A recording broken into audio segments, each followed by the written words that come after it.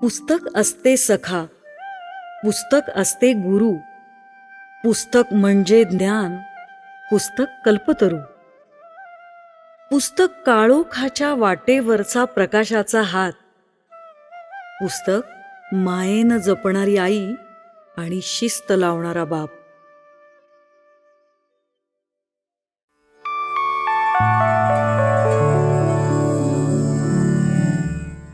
खरं वाटत नाही ना, काल आपण 750 लोकांचा टप्पा पार केला आहे. हो, केवढा मोठा परिवार झालाय ना आता आपला. अर्थात हे श्रेय पुस्तकांना.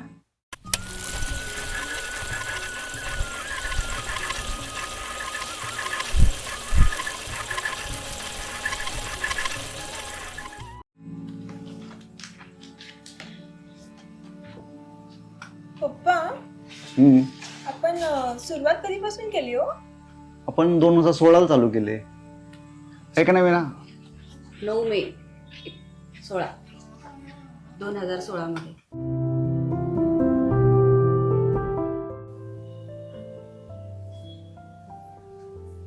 हे का हो, कसला विचार करताय?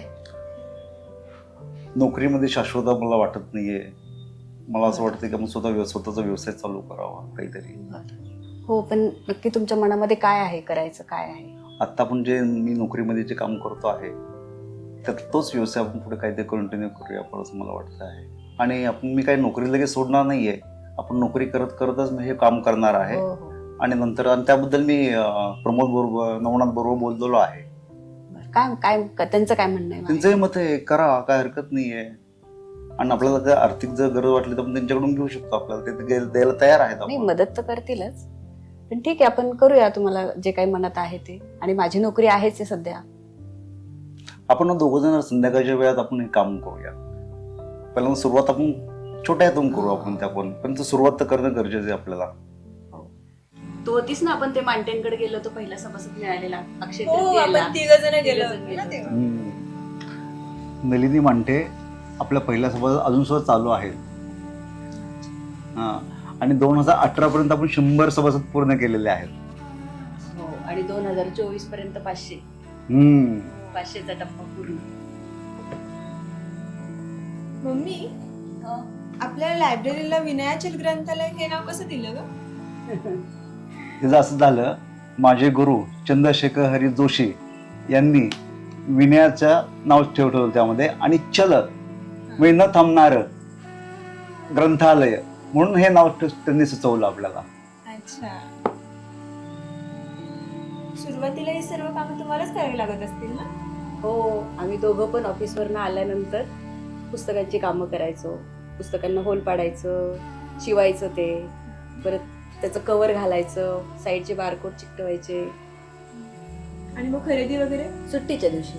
अक्षय, आपण 40 पुस्तकांपासून सुरुवात केली. आणि आता सध्या आपल्याकडे 4000 पेक्षा जास्त पुस्तकं आहेत. अक्षू, हा, केवढे पुस्तक साठली का? बऱ्याच दिवसांनी आलो मी इकडे. हो कसे ना. सांभाळते एवढे सगळे? हो ना, म्हणून तर झाकून वगैरे ठेवायला लागतात ना, धूळ बसते त्यामुळे.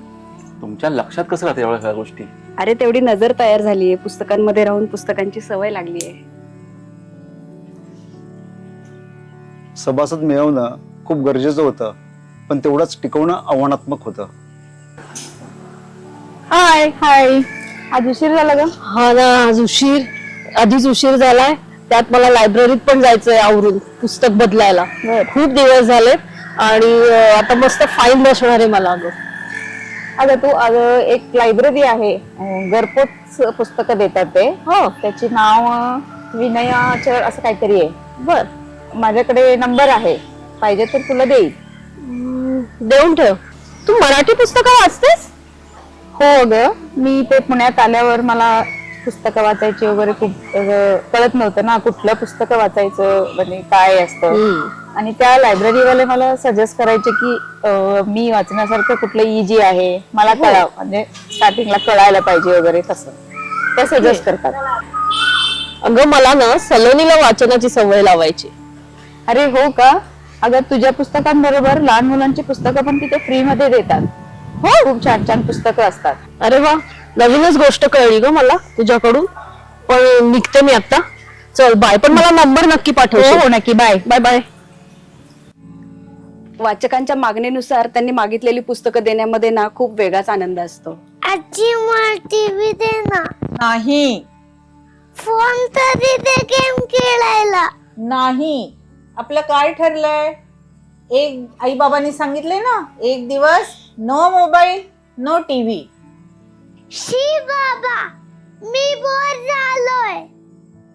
अरे मन्या, तू एखादं पुस्तक वाच ना. नाही अरे त्या लायब्ररी वाल्या काकांनी तुझ्यासाठी पण छान पुस्तक दिलंय. नाही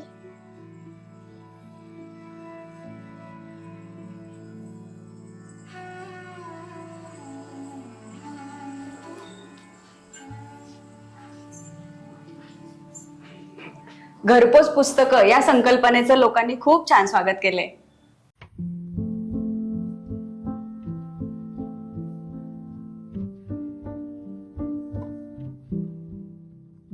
संदीप, हे बघ पुस्तक चांगलं आहे बा. परवा तिने त्याचं हे दिलं होतं समीक्षण, खूप छान आहे ते. ती टाकते ना, त्याने खूप आपल्याला ना सिलेक्ट करायला बरं पडतं पुस्तकं. ती काय खूप छान हे टाकते ती, पुस्तकाचा गोषवारा टाकते ती. दर 5 पुस्तकांचा 4 ते 5 पुस्तकांचा टाकते.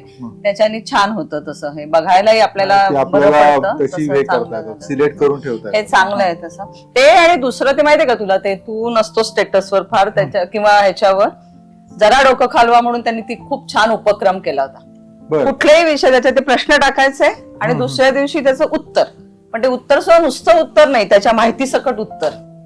पण तो प्रश्न कशाशी रिलेटेड, जनरल सामान्य ज्ञान असं ते मस्त घेतात. जीके. किती वर्ष आता 2016 साली सुरू केलं ना आपण. 10 वर्ष. अरे जास्त. आणि आम्ही पहिल्या 10 मध्ये आहोत मला वाटतंय. पुणे परिसरासाठी आपण वार निश्चित केलेले आहेत.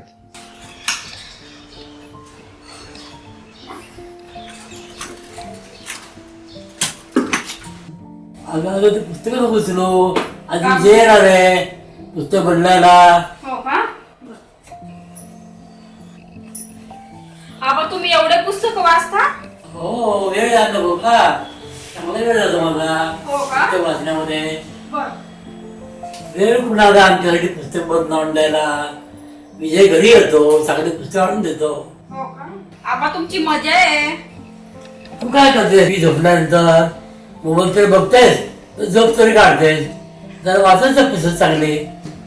पुस्तक वाचण्यानं ज्ञान वाढतं, जगावरची माहिती कळते. आबा एवढं अवघड पुस्तक मला येतील का वाचायला? सोपी सोपी पुस्तकं वाच, तुला मजा येईल.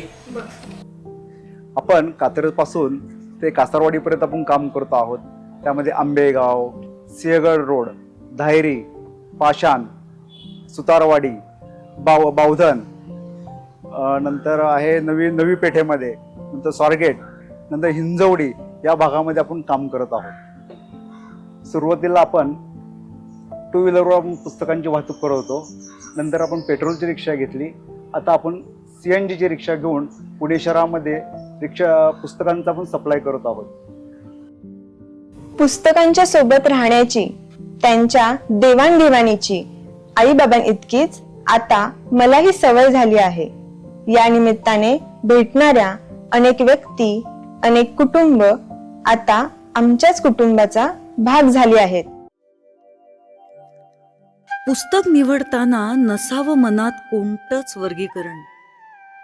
पुस्तक वाचताना पडताळू नये त्याचे खरे खोटेपण. पुस्तक देत असलेल्या अनुभवासाठी आपण फक्त टिपकागद व्हावं. शेवटची ओळ संपण्याआधी आपलंच एक पुस्तक व्हावं. शेवटची ओळ संपण्याआधी आपलंच एक पुस्तक व्हावं.